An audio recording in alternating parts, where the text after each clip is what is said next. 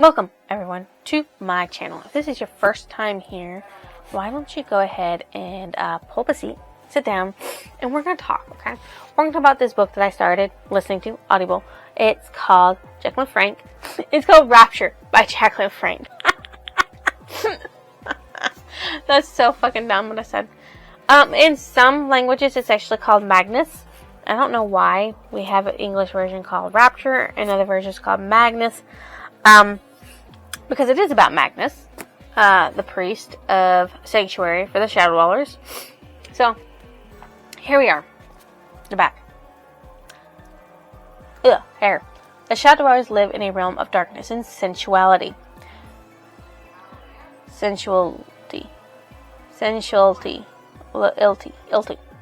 Where order is prized and sin must be punished. Yet from Magnus, the head priest of Sanctuary, salvation rests with the one woman who can entice him to break every rule. She was the ultimate temptation. Magnus is a man of contradictions, a spiritual leader in a warrior's body. To him, laws are for enforcing, and visions must be followed, even if that means freeing a beautiful slave and making her his reluctant handmaiden.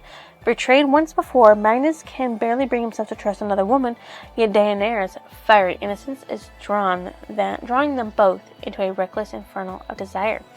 Deianira grew up hearing tales of a fearsome priest who seemed more myth than reality, but Magnus is very real, every inch of him, and so is the treachery surrounding them. Beneath Sanctuary's calm surface, an enemy is scheming to unleash havoc on the Shadow Dwellers, unless Magnus trusts in the union ordained by fate and sealed by unending bliss.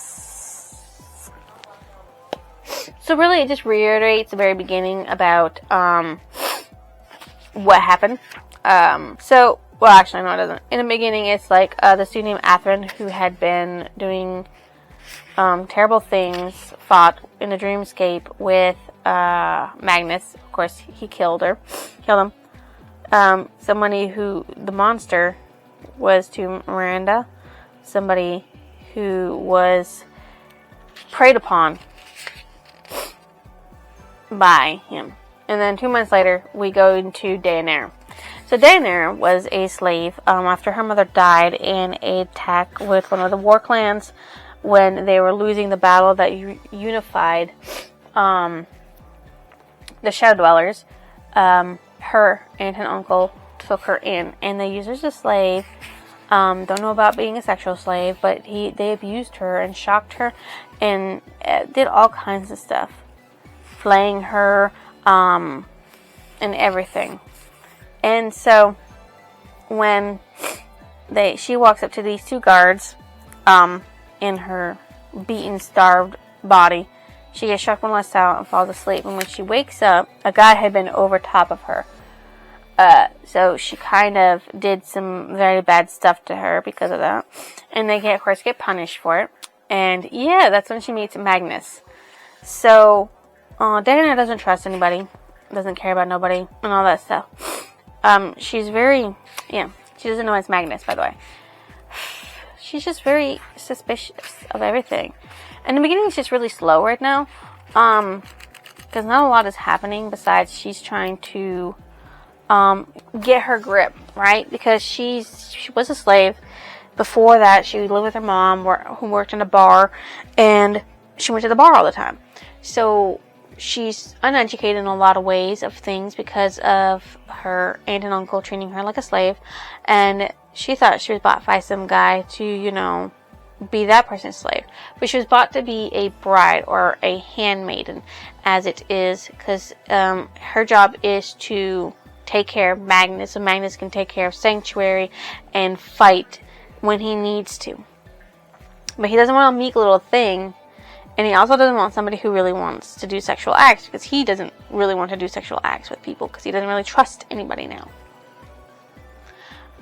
And so with her, who their god,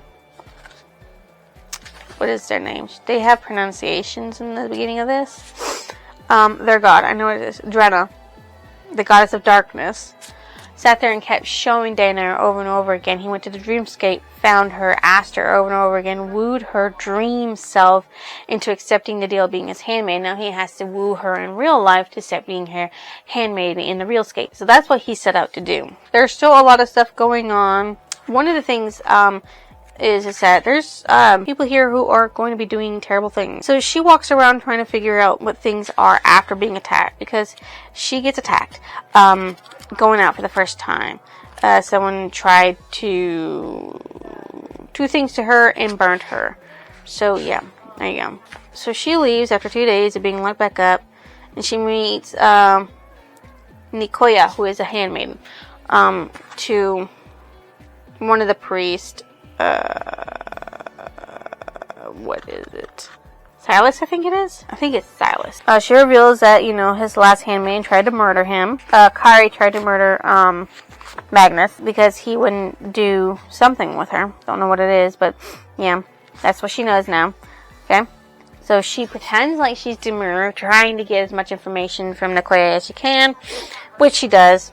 She gets some information, but she acts, like demure to throw her off her trace. And then she goes and finds the laundry room, and where she meets Greta, and Greta is a total bitch.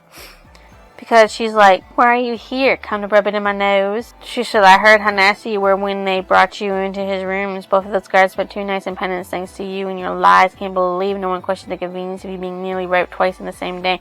What bullshit. And I think you probably asked for it and then tried to cover your tracks. That she knows, like, Magnus is supposed to be me. He's supposed to choose me after, her priest, Figano, died. That she would be paired with him, and that he's like, "Oh yeah, he took me in this temple, came in me twice before he was satisfied. Obviously it was him because it smelled like him, and there's a shuriken that was left behind, so I know it was him." And Dana's like, "Dude, you are set up so someone could have a free quickie with you, and now you gotta live with it. Adios, bitch." And she turns around to leave, and Greta comes up to fight her, running after her, and she sidesteps and just BAM! Right into her face and makes her bleed on the ground. That's what you get. That's what you get. So, after that, we go to Milana, who talks about her sex-maniac twin brother, who is now sleeping with everybody. About Rika, who is her vizier, who has a sickness going on inside of her called Crush. So yeah, and then she's talking to her bodyguard, Gawain, I think it is Gawain, about her brother and why he's doing what he's doing. And he doesn't like her. She doesn't like his first, which is that there's a woman that he can't have, and so he's getting it out through hanky-panking with others. And then she asks for what he really thinks, and that's where I'm at in it. There's a lot of slow going in this because there's a lot of happenings of Daenerys and Magnus getting to know each other, meeting and greeting, nobody trusting each other, because they have a couple spats through misunderstandings. Because he catches her in his room, and they talk, and he asks a question, and she gets pissed and tries to walk away from it by undressing, going, "I'll go around like this all day, like with my boobs hanging free." And he's like, "Oh god, dang, we gotta talk this out." And then he tries to walk away to cool down, and then she pushes him into a bathtub, and he gets out and is a little mad. But they work it out. He's like, "I'm trying to build trust with you because I don't trust women right now because of what happened with my previous handmaiden. And I'm trying to get you to trust me because I need you to trust me if this relationship's going to work as my handmaiden." So they got this little raw thing going on. And he's like, "I want somebody who's going to fight, not lie down. I want somebody who's going to speak their mind and not just bow their head meekly.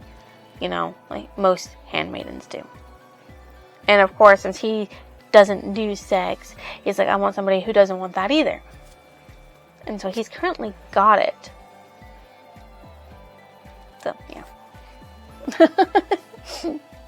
That's where I'm at. So, I'm enjoying it. Not as much as I gotta say I enjoy the Nightwalker series, but I gotta give it time because this is only the second book and there's only 3 books in it. So I'm wondering I know what the overarching plot is, but I'm wondering what the plot is in this book, and I can't wait to get to it and start unraveling it. Because I know it's gonna be good. I just do. The intricacy of my life. Fuck, I don't know. Okay, we read we read more of Jekyll and Frank's Rapture, or listened to more of Jekyll and Frank's Rapture. I'm doing this all wrong. Excuse me. I'm just a little fuzzed right now. Okay. So, not a lot happens, but a lot does happen in this, from what I've listened to last, which was from on page 91 to 149 in here. And So, while he was giving off a lecture on Smexy shit, Diana found her way to above the classroom, looking down into it, and was watching and was very interested in it. And then, Jang Daniel came hurrying in with news, saying that, Brendan found, the person they were looking for in hydroponics, and had gone into the dreamscape to fight them. Right. So, Shadowscape, sorry. And so, he went in there and he fought. But then he found out that it was Daniel, one of his hackers, Jean Daniel, which is a priest. And there was another priest, but he had to get to hydroponics because dawn was about to happen, light cycle was about to happen, and people shadow dwellers who are in light burn instantly. They die. It's a no beyond the no over the no of a no. Okay, the only person who got away with it was Ashla, and that's only because she is half human, and we can go into the light. And I feel like I'm about to sneeze, and I don't know why. Anyways, so he has to fight another enemy that he didn't know about, or where he could find. But just when all that was going to happen, a dead body fell, and it was Diana killing Court, another priest who was going after Magnus, the head priest of Sanctuary. Right. So they got to Brendan and saved him and brought him to the healing area. And of course, Magnus has got hurt in his thigh because some type of throwing blade got stuck in there. So they go back to his room, and he gets into the bath, and Daenerys starts washing him. And of course,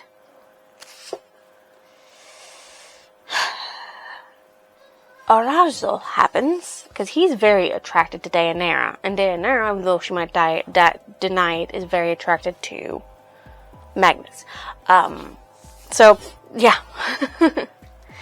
they start some smexy shit starts sort of happening, but then he pushes her away in what could be perceived as a bad light, simply because he knows that she's not ready for that level of commitment, and he doesn't want her to feel like she had to be a part of that kind of commitment.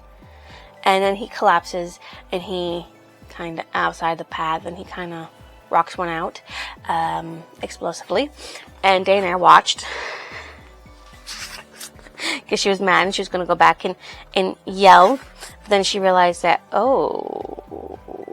so there we go. She thought for a minute there that she had offended someone, but actually, there was a lot of stuff going on. So the enemies are obviously trying to undermine Magnus through Daenerys, because he hasn't told Daenerys everything. So she tries to confront him about it, and then she tries to, stitch him up while they're talking. And some more smexy stuff happens, but it's not exactly what she wants. So she tries to stop it, and he tries to stop it, but he can't because he's stuck inhaling her.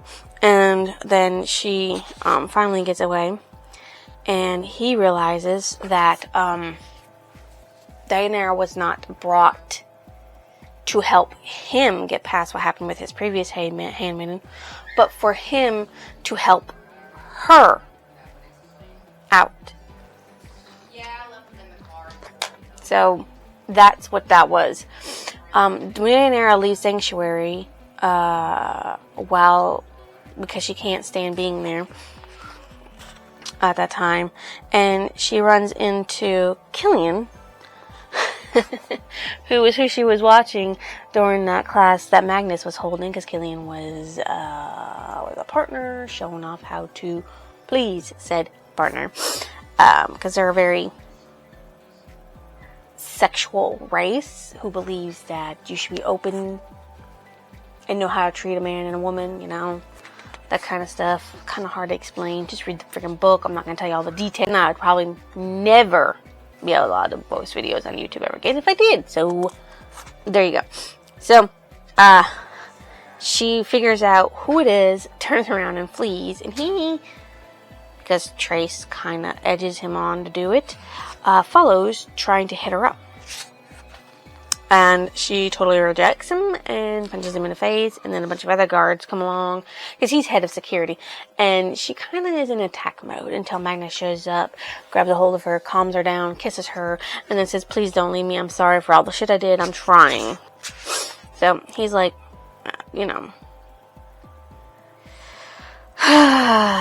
So then, Killian, who gets up, says, "What the fuck was that?" And Magnus is like, Daenerys was mainly expressing her feelings about being touched by strangers, and that's when Killian realizes, like, oh shit, she's a handmaiden. You're not supposed to do that kind of stuff with handmaidens. And then realizes that, oh shit, it's Magnus's handmaiden, so he's like, I gotta do some penance for this. Because I fucked up. Yeah. And then 7 nights have passed since they've touched in a way, shape, or form, and it's kind of rating on Magnus, because that's just the way it is. So he was trying to keep himself peace and everything like that. So his son comes along, Trace, and he's like, "Trace, go home to your wife. I don't need to hear you talking about how I shouldn't have Daenerys as my handmaiden," because Trace has been trying to convince him to let Daenerys go as a handmaid, because he doesn't trust women as much as he used to, because he did get, in the first book, it talks about how he had gotten captured by a woman from a warring clan and severely tortured by said woman, both physically, sexually, and mentally. And so Ashla is the first one he's ever let in that's a woman, and he still does not really trust women because of it.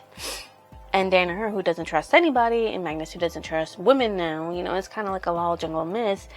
Daenerys and Magnus are trying to trust each other. Or Magnus is trying to get Daenerys to trust her, while he's trying to trust her himself, because he's lacking in the trust department, and so isn't she. And Trace is just like, get rid of her. I don't trust her. She's wild. Of course, Magnus realizes that Daenerys, besides being able to do the shadowscape, going into the shadowscape and everything like that, being able to sense certain things, can also go into what is called a berserker mode, which means when she feels threatened, she's going to attack, and she's going to stay in attack mode until she doesn't feel threatened anymore. So he's like, yeah, we got some problems. Anyways, Trace is like, Tristan needs you, and I don't know why, so you have to come. He's like, well, I will have to go fetch Day. And he's like, you do realize that since she's my handmaiden, she has to go everywhere I go, and since I'm priest, that's how it goes. So he goes looking for Daenerys, what he thought was a religious studies class, but he had one at that. She didn't, the woman, what's the woman's name?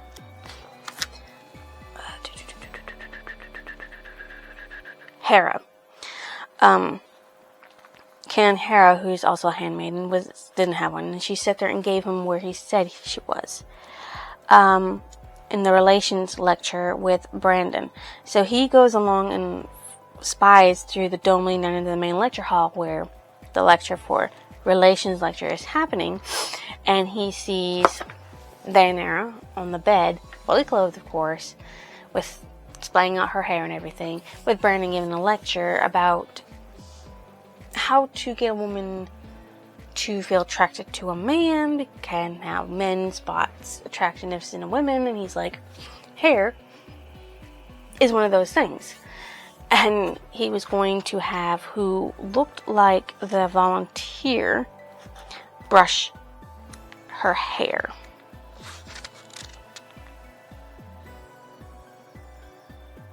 Now, it was a man. I don't know who it was.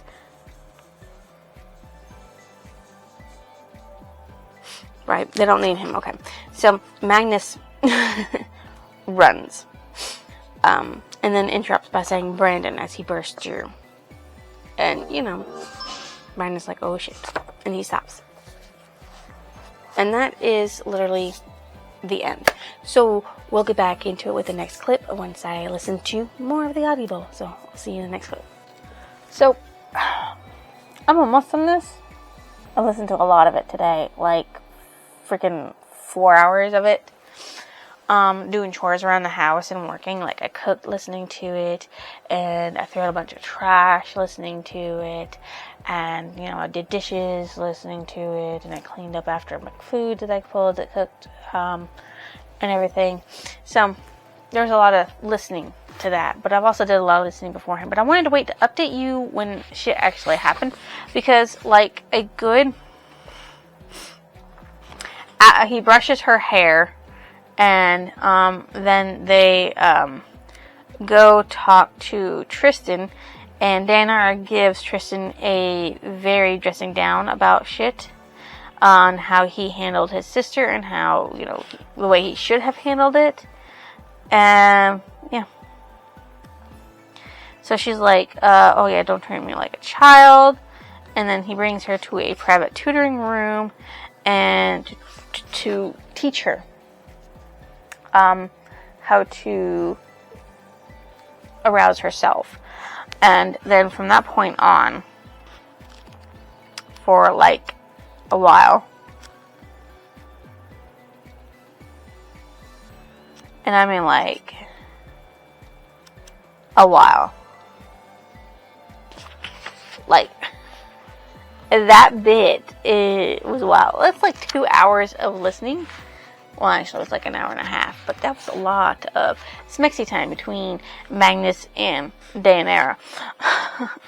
And then we get to Layla being mad at Tristan for keeping back the information he had about how the son wanted her to get married, and so she casts him out.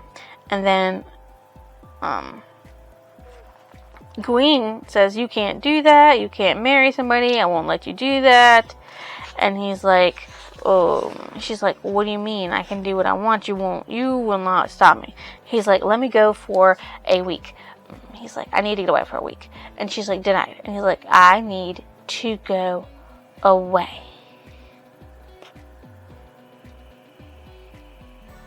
He's like, okay, I'm asked you once, so here's what's going to happen. You either let me go for a week, or I will be so close to you that I'll be inside you for that whole week.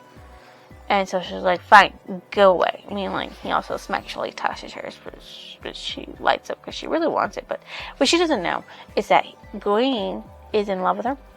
Like, so far up in love with her, it's like not even funny. And she, I guess, likes him too.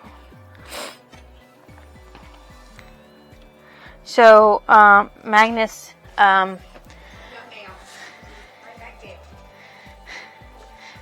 and Day, after their second round, Magnus realizes he's being looked for, so he's like, I'm gonna go see what it is. And she was going to go back to her classes. And she runs into Tiana. They talk because Colt was her priest. And she admits that he did some not so cool things with her. And she said, I really liked it, but, I didn't want to do a lot of it. And then she shows Daenerys these rooms behind the private tutoring chambers that allow you to listen to and see into the private tutoring chambers that Magnus didn't even know about. These private rooms could be spied on, and they get into one of them, and they see Shiloh and Henry in it, and then Nicoya's there, and Nicoya, sexually arouses Henry, and then Shiloh goes prowling around because he's sexually, and they're all naked, and Henry's like, I don't really know if I want to do this, but he's really into Nicoya. Daenerys like, okay, Tiana, I have to stop this, so I'm gonna go get Sagan, who's trusted explicitly by Magnus to come stop this, knock this little thing over for me, to prevent them from doing anything to Henry. And then she takes off. She does find Sagan after talking to Hera, and they go back to the private tutoring room, and they have to break in, and after the second break, because the first one didn't work, they get in, and Henry's by himself.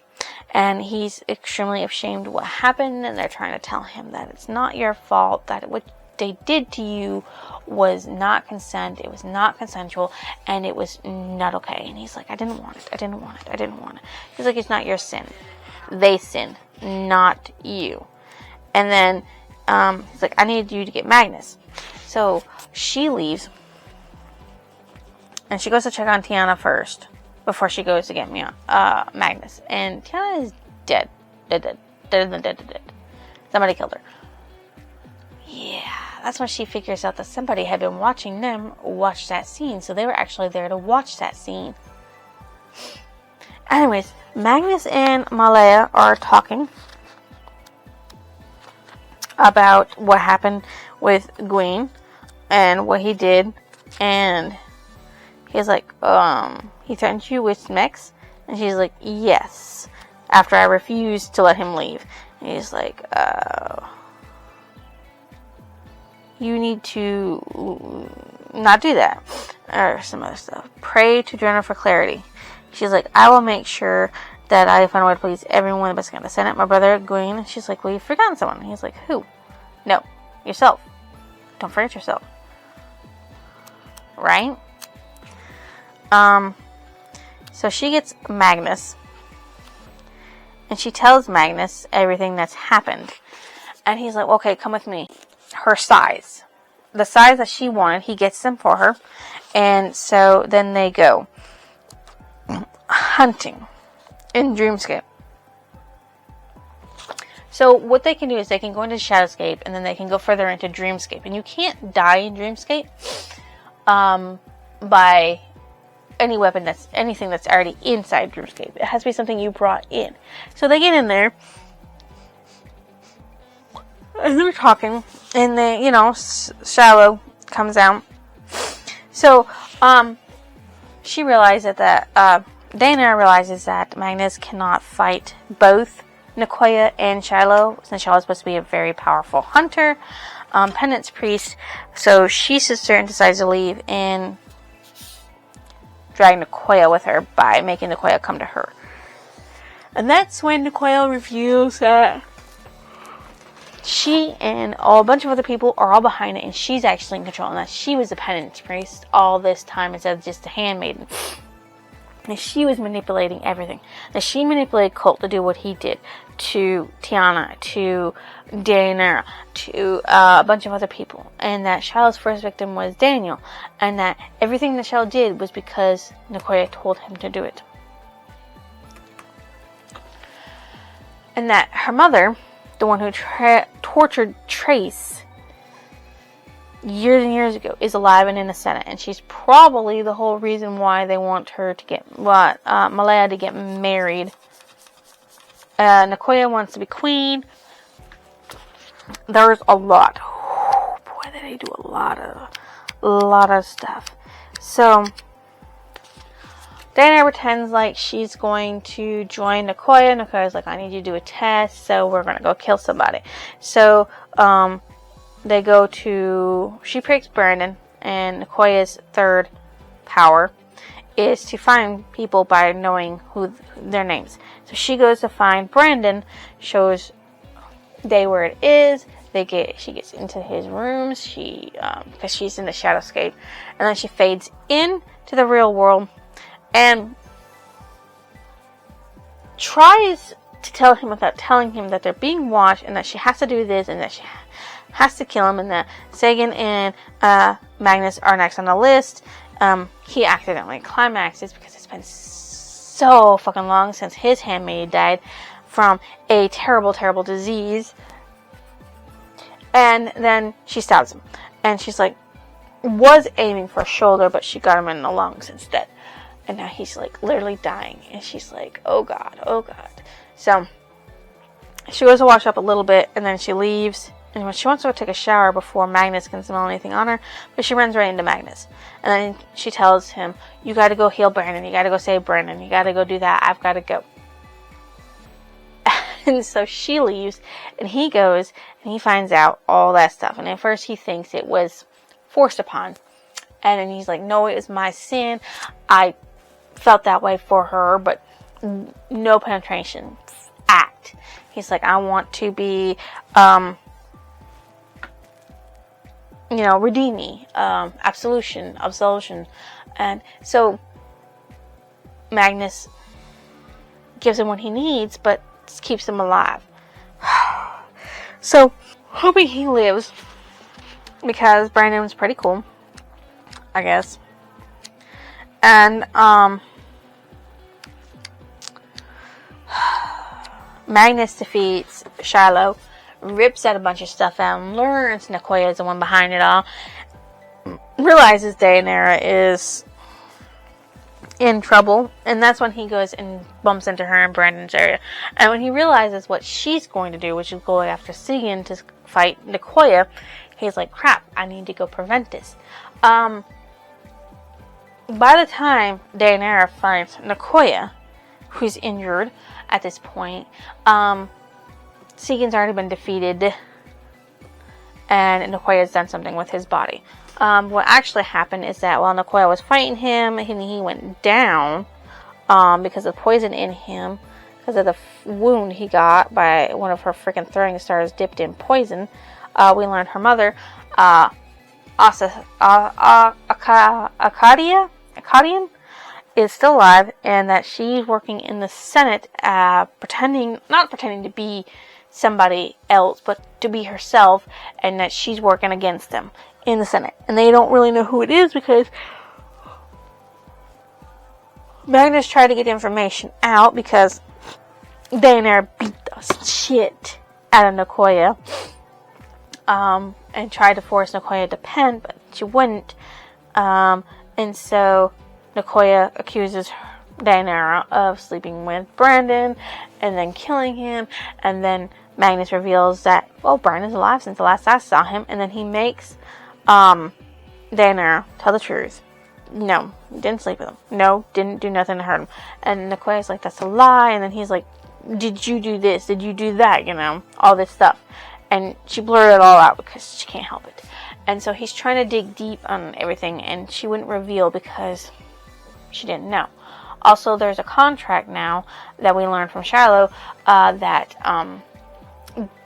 Nicoya had made. She gave a guy money to go out to one of the 12 assassin guilds to put a hit on Tristan and Malaya, and then when he came, killed him. So, because she killed the guy who went and got the contracts, she doesn't know which one of the Assassin's Guild picked it up and who's going to do it and when they're going to do it. But they're going to be hunted. And it's not just Tristan and Malaya, it's also Trace's wife, Ashla, and their baby. But they're going to wait 2 months after the baby's born before the hunting happens.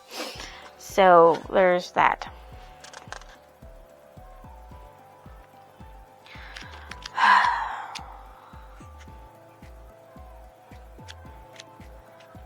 So, yeah, he's like, kill her. Because she won't repent. So, Daenerys kills her. She's Majin Sagan is dead. She said she defeated him, and we'll find a body to be certain. And then he brings her back and makes her confess because she didn't want him to touch her about what everything that happened. And then, they get some smexy time in, right?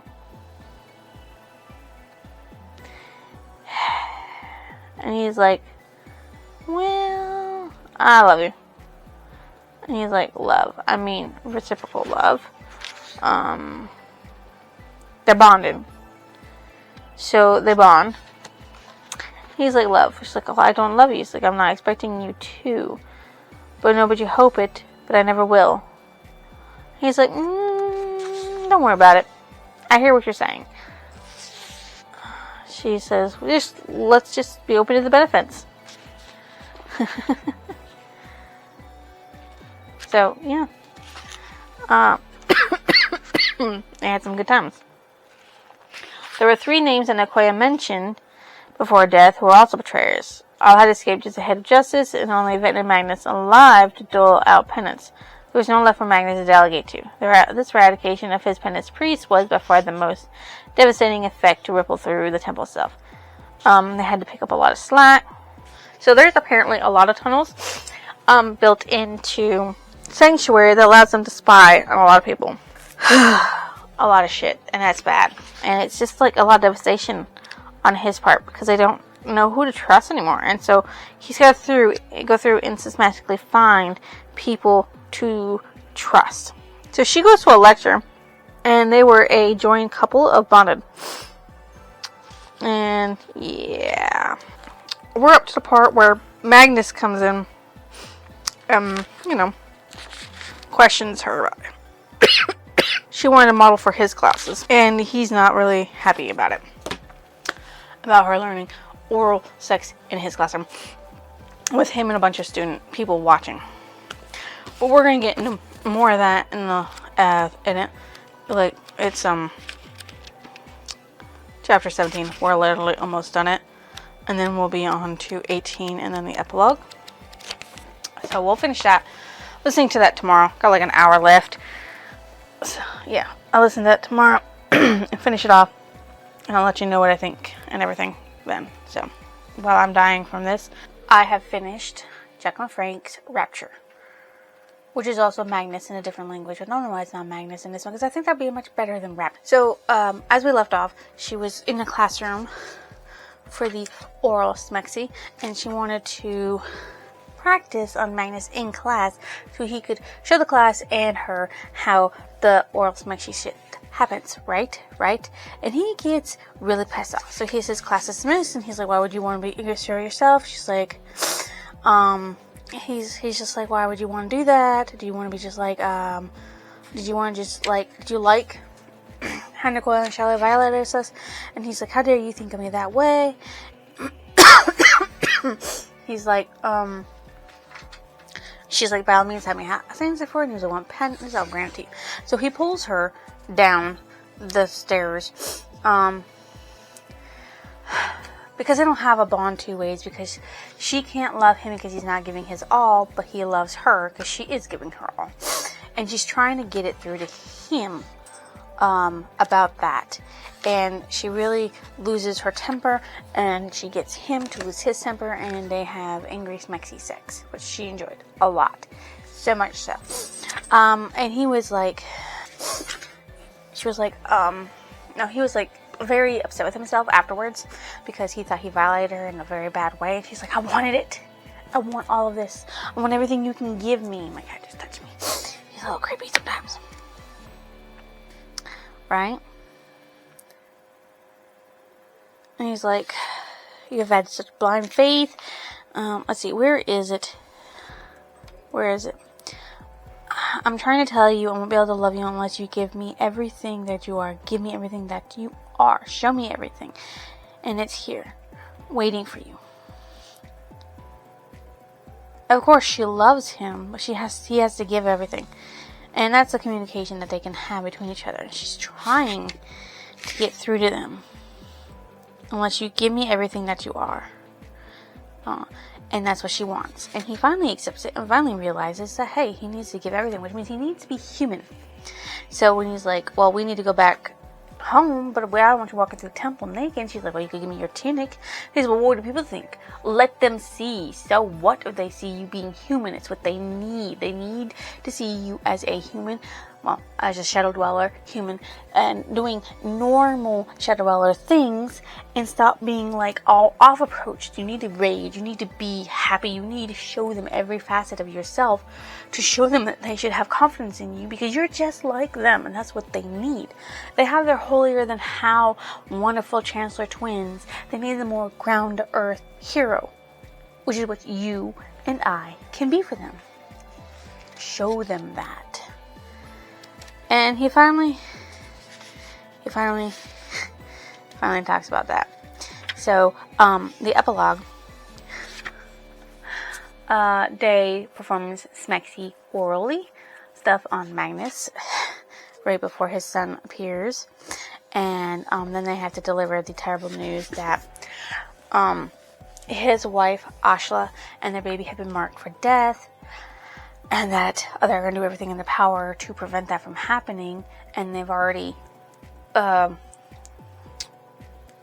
diverted Gwyn to start looking into that, because he knows more about assassin guilds, and he can do more searching into that.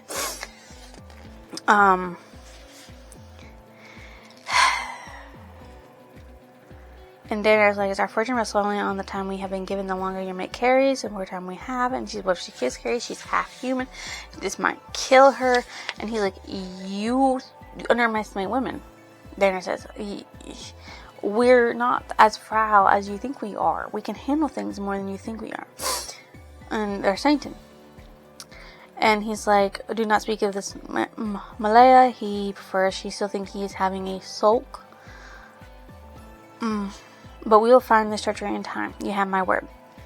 And now that he's asking his son to also search deep and to hide his memories of anything that might give him a hint of who Akkadian is in the Senate, because they need to root her out and all the shit that she's been doing to make their sanctuary safe.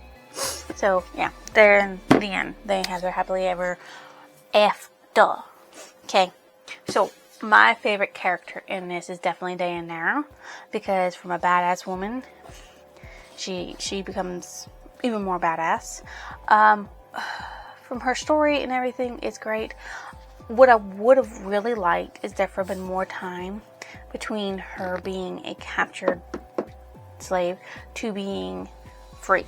I'm not free, but coming into herself. I'm guessing Shadow Dwellers are more hardy members, and they can shake off their abuse much easier than others, because they believe in penance and right and wrong. And of course, Daenerys knows she's did no wrong, so she can free herself. So she's more accepting of stuff. Although she still fears a lot of things, she still fights through them quite powerfully. My least favorite character in this one was actually Nicoya, because we don't actually see the dickwad mother, Kadia, I'm gonna call her, because I can't say her freaking name to save me my life. Because Nicoya is disliked because she set everything up to destroy Sanctuary. And I'm thinking that it wasn't Drenna, the goddess of darkness, who sent Nicoya. It was Nicoya's mother. So what stood out as memorable? They do talk about Prince Damien in this, and the lycanthropes, and how he gets with one of them. And that actually happens in the Nightwalker series, because you do have a book called Damien where he gets together with the lycanthrope queen, because he is a prince. Although he's not actually. He's the prince of vampires. And it's about him and the lycanthrope queen getting together. So yeah, that was very interesting. They also mentioned the demons, which is what most of the Nightwalkers are about. There's Jacob, Gideon, Noah, Adam, and I think there's Elijah. They they're all, I believe, just plain old demons. Now, I haven't been tabbing this, so I can't really tell you I have a favorite quote. But I can tell you that it's been an interesting read. Every single part, I was like, ooh, you know, aha. But it's really hard to have a favorite quote when, like, the first half is all about schmexy stuff, and then the second half is all about the shit going down. You know?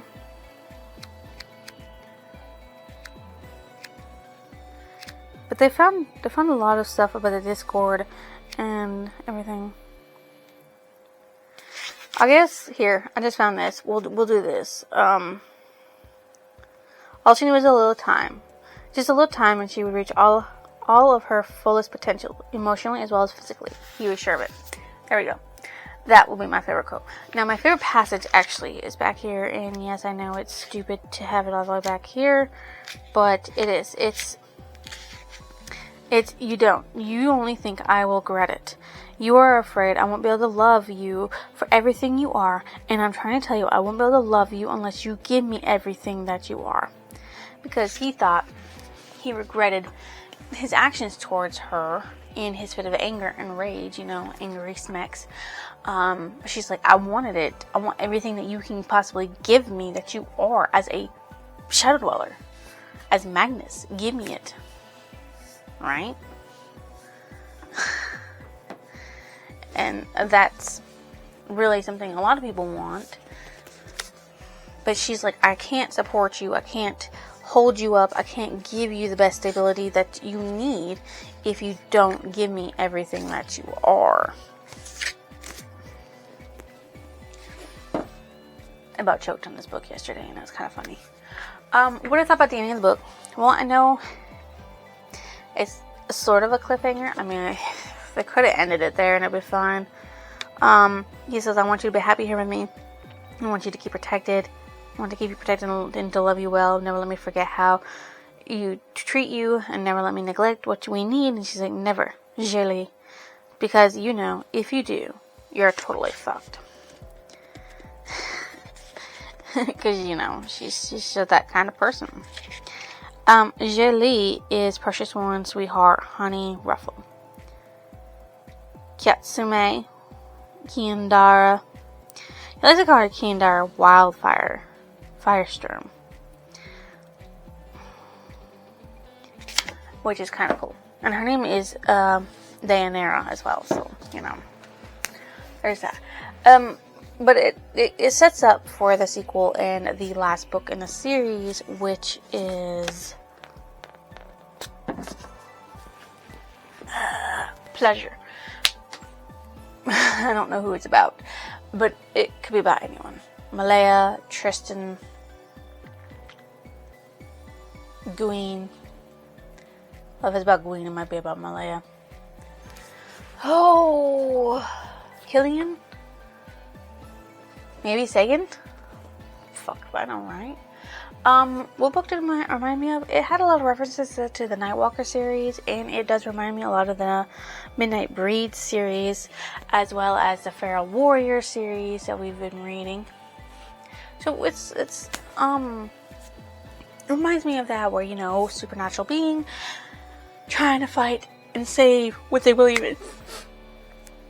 This book, as you know, is part of a series. It's part of the Shadow Dweller series, which is actually connected and has some involvement, mentions of the Nightwalker series. This has 3 books in it. Nightwalker series has 6. Let me see what my rating is for this book. I have actually not rated it. We will actually rate it right now. We'll rate it a, we're gonna rate this at 3.5. And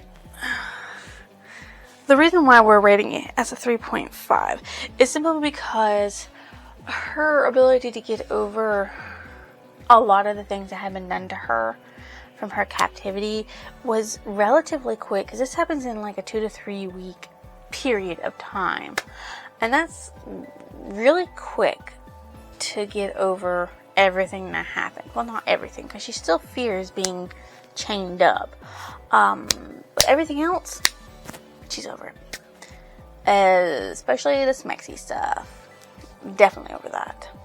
So, it could, my preferences are what it is, consensual shit. And, more realistic, not getting over quickly. And that sucks that this is the last clip. That is my review for the Shadow Dwellers Rapture, second book in a series by Jacqueline Frick. If you think I deserve a like, comment, or even a lovely subscription, why don't you go ahead and drop it down below. I will see you next